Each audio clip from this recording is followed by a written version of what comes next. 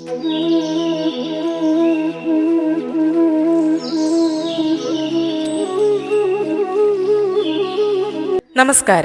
ഏവർക്കും ഭക്തമാനസം ചാനലിലേക്ക് വീണ്ടും സ്വാഗതം. ശ്രീമുരുക കഥയുടെ 13-ാം ഭാഗത്തിലേക്ക് കടക്കുകയാണ്. ഭാനുകോപനും വീരബാഹുവും. ആദ്യമായിട്ടാണ് ചാനൽ കാണുന്നതെങ്കിൽ സബ്സ്ക്രൈബ് ചെയ്ത് സപ്പോർട്ട് ചെയ്യുക.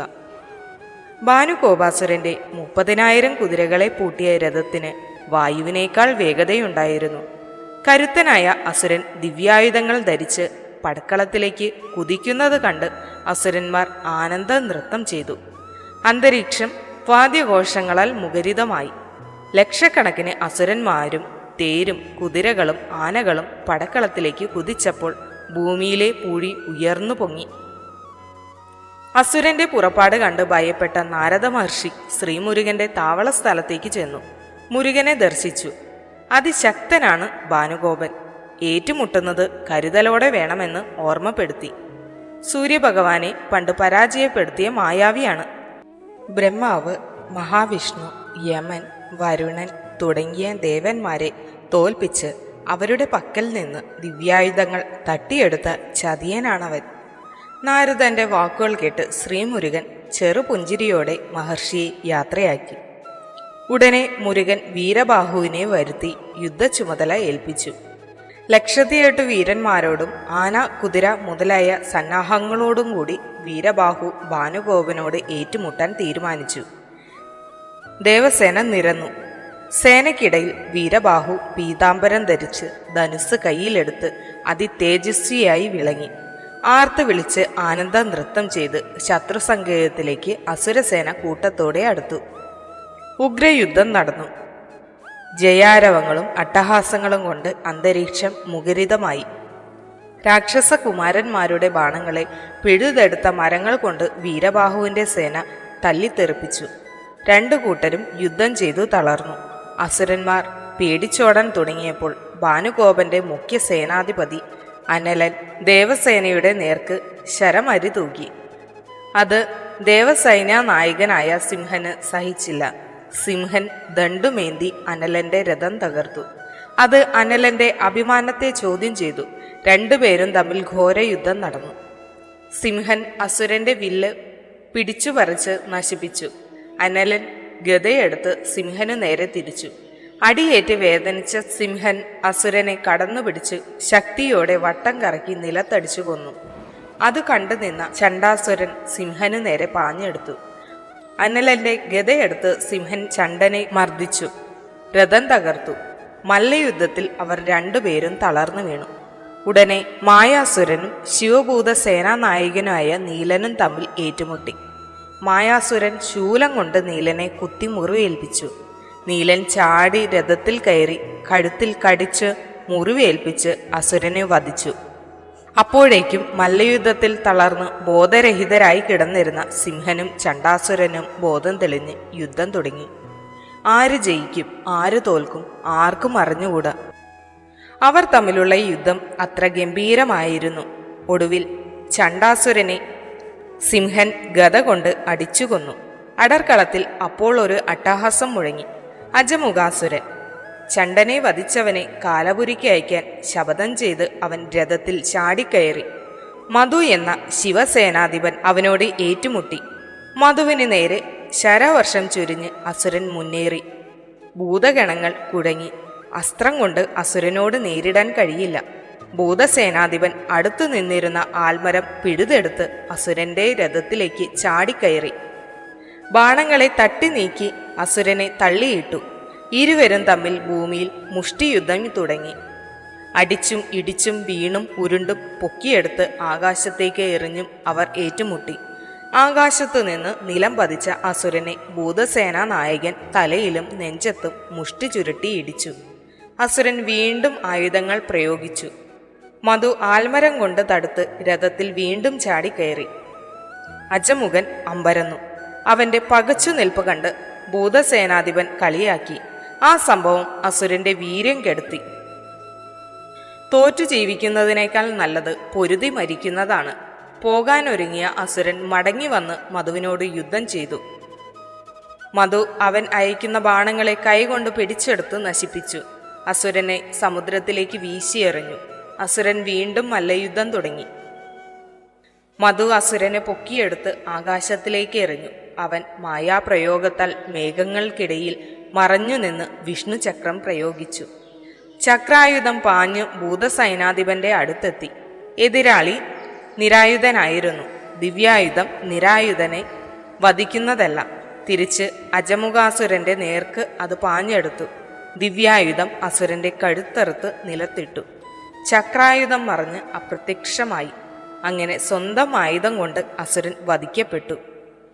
അജമുഖാസുരനുണ്ടായ അനുഭവം അസുരന്മാർക്കിടയിൽ ഭയപ്പാടുണ്ടാക്കി. അവർ സർവശക്തിയും ഉപയോഗിച്ച് ഭൂതസേനയ്ക്ക് നേരെ ആഞ്ഞടിച്ചു. അസുരന്മാർ അയച്ച ശരവർഷമേറ്റ് ഭൂതഗണങ്ങൾ നെട്ടോട്ടമൂടി. ഭാനുഗോപന്റെ ദിവ്യാസ്ത്രങ്ങൾക്കു മുൻപിൽ ഭൂതസൈനാധിപന്മാർ പരാജയപ്പെട്ടപ്പോൾ ഭൂതസേനാ നായകൻ ഉഗ്രൻ ഉടനെ പടർക്കളത്തിലെത്തി. ഉഗ്രൻ ഉഗ്രപ്രതാപിയും വീരപരാക്രമിയുമാണ്. ഭാനുഗോപൻ ഉഗ്രന്റെ നേർക്കയച്ച എല്ലാ അസ്ത്രങ്ങളും നിമിഷനേരം കൊണ്ട് ഉഗ്രൻ തന്റെ കൈക്കുള്ളിലാക്കി നശിപ്പിച്ചു. രഥം തകർത്തു, കുതിരകളെ അടിച്ചുകൊന്നു. ഉഗ്രന്റെ സാഹസിക പ്രവൃത്തികൾ കണ്ട് ഭാനുഗോപൻ ജ്വലിച്ചു. മായാവിയായ അസുരൻ ഉടൻ മറ്റൊരു രഥത്തിലേറി യുദ്ധം തുടർന്നു. അസുരൻ അയച്ച അസ്ത്രങ്ങൾ കൈകൊണ്ട് പിടിച്ചെടുത്ത് ഉഗ്രൻ നശിപ്പിച്ചു. ശരമരി തൂക്കി അസുരൻ മുന്നേറി. ഉഗ്രൻ അവനെ രഥത്തോടുകൂടി പൊക്കിയെടുത്ത് ആകാശത്തേക്ക് വീശിയെറിഞ്ഞു. രഥം പൊങ്ങി വരുന്നത് കണ്ട് സൂര്യഭഗവാൻ ഞെട്ടി. രഥം തകർന്നു താഴെ വീണതും ഭാനുഗോപൻ ഉഗ്രനു നേരെ ബ്രഹ്മാസ്ത്രം പ്രയോഗിച്ചു. അസ്ത്രമേറ്റ് ഉഗ്രൻ ഭൂമിയിൽ ബോധരഹിതനായി വീണു. വീരസിംഹൻ അസുരന്മാരോട് ഏറ്റുമുട്ടി. അസുരൻ ഉടനെ നാരായണാസ്ത്രം പ്രയോഗിച്ചു. വീരസിംഹൻ അസ്ത്രമേറ്റ് നിലം പതിച്ചു. തുടർന്ന് യുദ്ധക്കളത്തിൽ അസുരനോട് ഏറ്റുമുട്ടിയത് വീരമാർത്താണ്ഡനാണ്. രഥത്തിലേക്ക് കുതിച്ചു ചാടി അസുരന്റെ വില്ല് തട്ടിയെടുത്തു. മാർത്താണ്ഡനെ അസുരൻ ആയുധം പ്രയോഗിച്ച് കുത്തിമലർത്തി. തുടർന്ന് വീരരാക്ഷസൻ എന്ന നവവീരനാണ് അസുരനോട് ഏറ്റുമുട്ടിയത്. അസുരന്റെ കിരീടവും കവചവും നശിപ്പിച്ചു. അസുരൻ തന്റെ ദിവ്യശൂലം വീരനു നേരെ പ്രയോഗിച്ചു. അത് വീരൻ പിടിച്ചെടുത്ത് തുണ്ടം തുണ്ടമാക്കി. അസുരനെ പിടികൂടി ആകാശത്തേക്ക് വീശിയെറിഞ്ഞു. അവിടെ നിന്ന് അസുരൻ പ്രയോഗിച്ച ശൂലം വീരന്റെ മാറിൽ തറച്ചു. രക്തം വാർന്നൊഴുകി. വീരൻ അവശനായി തീർന്നു. തുടരെ തുടരെ തോൽവികൾ. എന്താണ് ഇതിന്റെ കാരണം? ആർക്കും ഒരു പിടിയുമില്ല. വീരമഹേശ്വരൻ, വീരപുരന്തൻ, വീരകാന്തകൻ, വീരധീരൻ എന്നീ വീരന്മാർ ഒത്തുകൂടി ആലോചനയിലാണ്ടു. ഒറ്റക്കെട്ടായി നിന്ന് അവർ അസുരനോട് ഏറ്റുമുട്ടി. ഇടതടവില്ലാതെ അസ്ത്രങ്ങൾ പൊഴിച്ചു. അസുരൻ അസ്ത്രങ്ങളെ മുറിച്ചു വീഴ്ത്തി. ഭൂതപ്പടയെ പരാജയപ്പെടുത്തി. വിജയലഹരിയിൽ മതിച്ചുകൊണ്ടുള്ള ഭാനുഗോപന്റെ ഗർജനം പടക്കളത്തിൽ മുഴങ്ങി. അസുരന്റെ അഹങ്കാരം കണ്ടു നിൽക്കാൻ വീരബാഹുവിന് കഴിഞ്ഞില്ല. വീരൻ ഞാണൊലി മുഴക്കി പടക്കളത്തിലേക്ക് കുതിച്ചു. വീരബാഹു മുന്നിലെത്തിയപ്പോൾ ഭാനുഗോപൻ പരിഹസിച്ചുകൊണ്ട് പറഞ്ഞു, അന്ന് നീ ദൂതനായിരുന്നു, അതുകൊണ്ട് വെറുതെ വിട്ടു. അത് അസുരന്മാരുടെ തോൽവിയായി കരുതി നെഗളിക്കേണ്ട.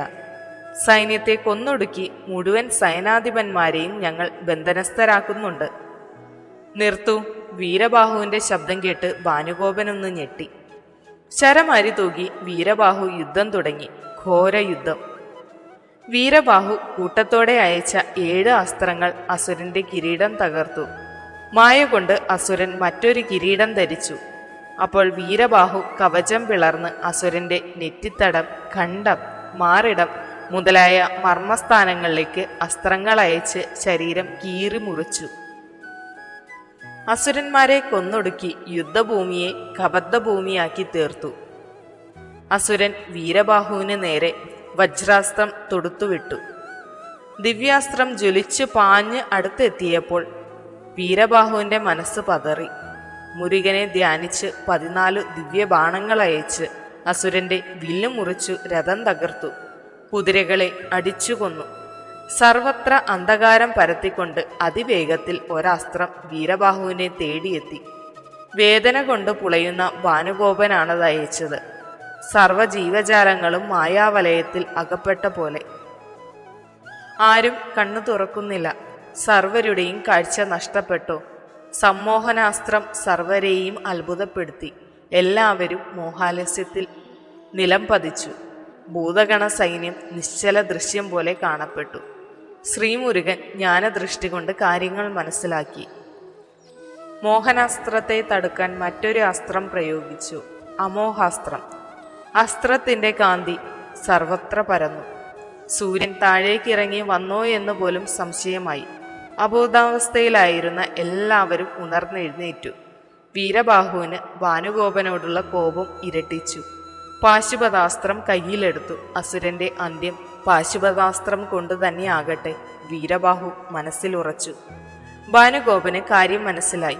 പാശുപതാസ്ത്രം തന്റെ ജീവൻ അപഹരിക്കുമെന്നും ഭയന്ന് അവൻ ആകാശത്തിൽ അപ്രത്യക്ഷനായി. കുമാരനെ കാണാതായതും അസുരന്മാർ ഭയപ്പെട്ട് ഓട്ടം തുടങ്ങി. പലരും മായ കൊണ്ടു മറഞ്ഞു. വീരബാഹു അസുരന്മാരുടെ ഒളിച്ചോട്ടവും ദീനരോദനവും കേട്ട് പുഞ്ചിരി തൂക്കി. അസുരന്മാരിൽ പരാജയഭീതി വളർന്നിരുന്നു. ഭയപ്പെടുന്നവരുടെ നേർക്ക് ദിവ്യാസ്ത്രം പ്രയോഗിക്കുന്നത് അധർമ്മമാണ്. പാശുപതാസ്ത്രം പ്രയോഗിക്കാതെ തന്നെ വിജയം വരിക്കുവാനായതിൽ ഭൂതനാഥസേന ആർത്തുല്ലസിച്ചു. അപമാനഭാരത്താൽ ഭാനുഗോപൻ കൊട്ടാരത്തിലേക്ക് മടങ്ങി. ശൂരപത്മാവിന്റെ ചെവിയിൽ വാർത്തയെത്തി. ഇന്നത്തെ ഭാഗം ഇവിടെ അവസാനിക്കുകയാണ്. അടുത്ത ഭാഗത്തിൽ ശൂരമുരുകേ യുദ്ധം.